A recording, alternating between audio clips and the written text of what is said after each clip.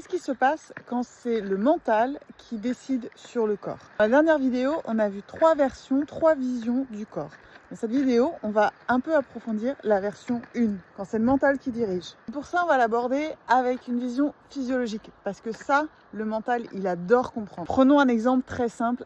Tu te réveilles le matin, tu as une petite douleur au trapèze. Et dans un premier temps, on va voir ce qui se passe naturellement si le mental n'intervient pas. Tu as une tension dans le trapèze, les récepteurs envoient un signal, ça monte au niveau de la moelle épinière, ça arrive au niveau du cerveau. Là, c'est une technologie incroyable. Je te passe tous les détails.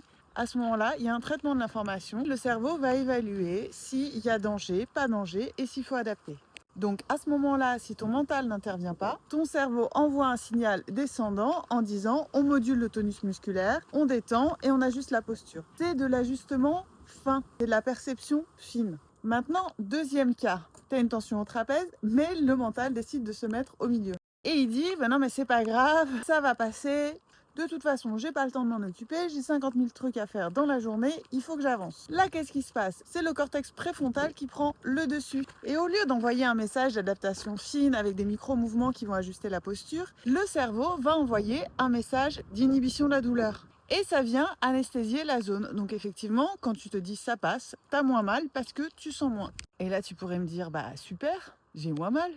Qui a envie d'avoir mal dans la vie? Allez, on continue.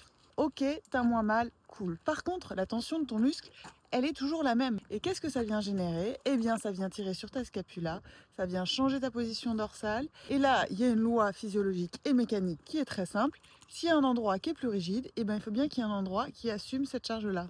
Et c'est là que tes lombaires commencent à prendre le job.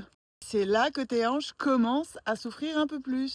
Et tu te réveilles un matin sans raison, où tu fais juste un faux mouvement, et tu te tapes une sciatique de l'espace, et là tu commences vraiment à flipper. Et en vrai, t'as des bonnes raisons de flipper.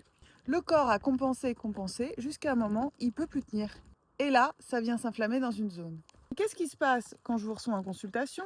Je vous demande comment c'est au niveau de la mandibule, au niveau des cervicales, au niveau du trapèze, et vous me dites « Ah non, non, très bien, moi c'est juste le dos ».